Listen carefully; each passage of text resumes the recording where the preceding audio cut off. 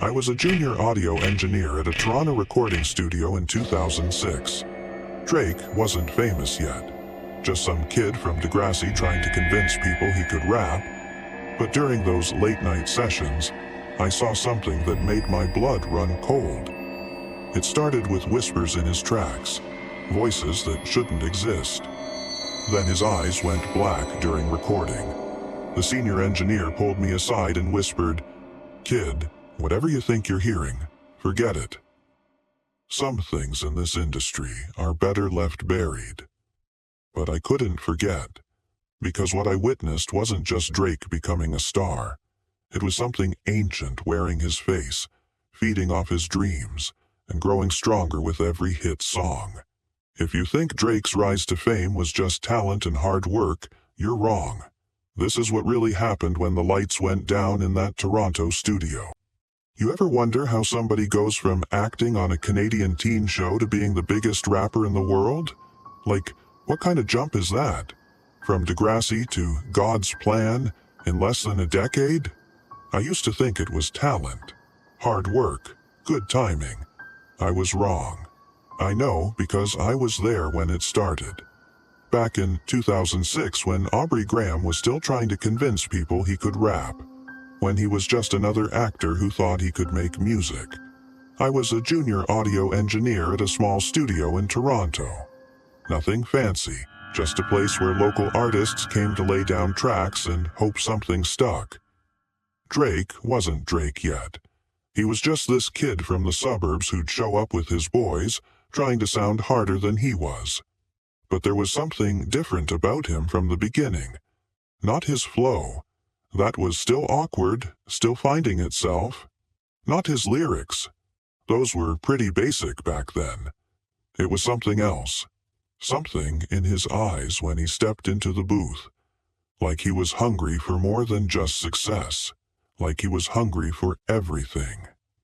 It started with the late-night sessions. Drake would book studio time from midnight to 6 a.m. every Tuesday and Thursday. Said he worked better when the world was quiet. Most artists do that for the vibe, the focus. But Drake's sessions were different. He'd come in alone. No entourage, no friends, just him and a black leather notebook he never let anyone else touch. He'd sit in the corner, writing, scratching things out, writing again. And when he was ready to record, he'd disappear into the booth for hours. But here's the thing. The mic would pick up more than just his voice.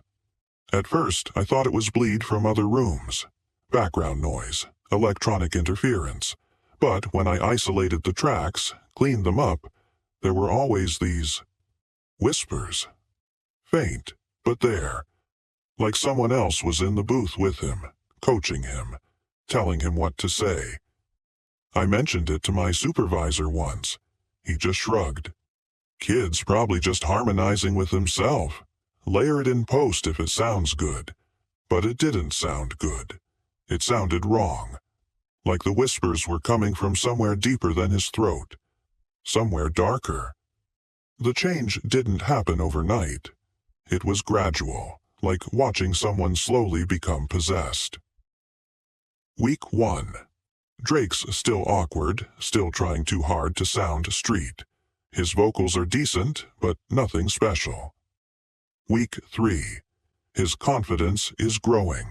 The flow is getting smoother, but there's something new in his voice, an authority that wasn't there before. Week 6.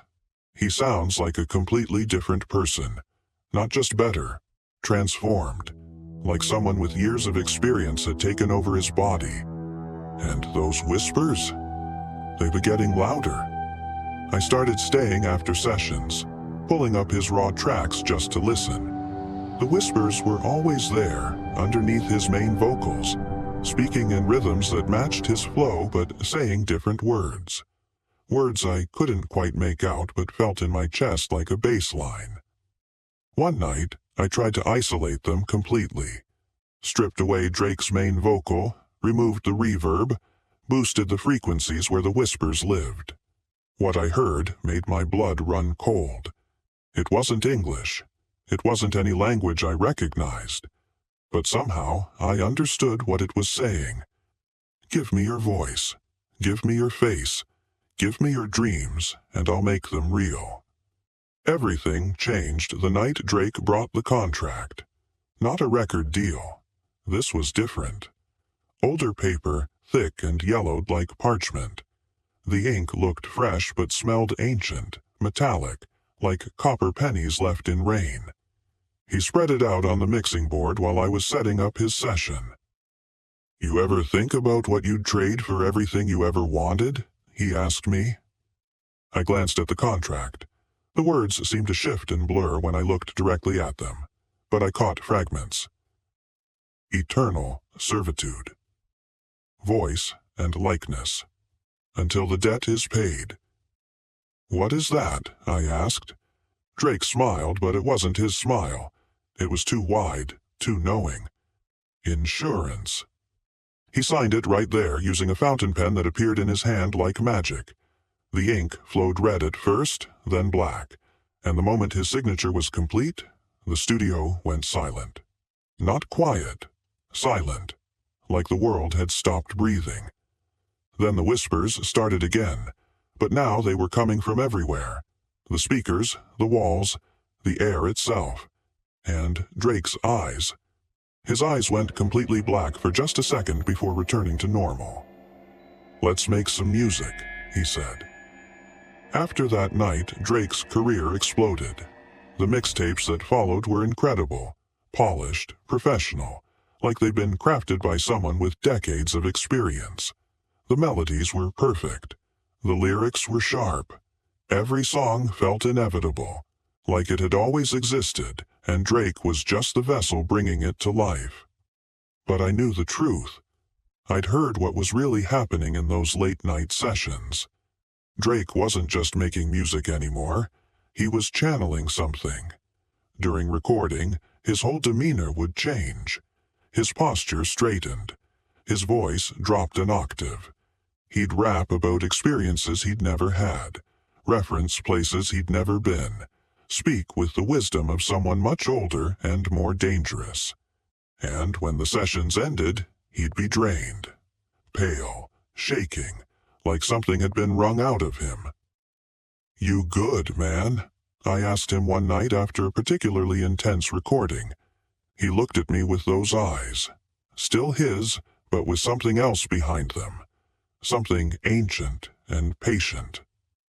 "I'm exactly where I need to be," he said, but his voice was different, layered, like multiple people speaking at once.